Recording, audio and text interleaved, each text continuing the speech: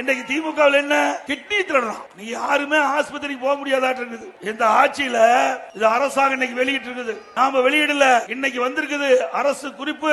இன்னைக்கு நாமக்கல் மாவட்டத்தில் கிட்னி திருடி இருக்கிறாங்க.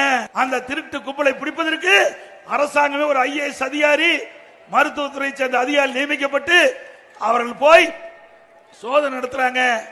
யாரு அதுல சம்பந்தப்பட்டிருக்காங்கன்னா திமுக கட்சிக்கு சொந்தமான தனலட்சுமி சீனிவாசன் மருத்துவமனை, பெரம்பலூர் மற்றும் தார் மருத்துவமனை திருச்சி ஆகிய மருத்துவமனைக்கு மனித உறுப்பு மாற்று அறுவை சிகிச்சை சட்டம் 1994 பிரிவு 16 உட்பிரிவு 2 படி சிறுநீரக மாற்று அறுவை சிகிச்சை மேற்கொள்ள வழங்கப்பட்ட உரிமை பொதுமக்கள் நலன் கருதி தற்காலிகமாக நிறுத்தி வைக்கப்பட்டது.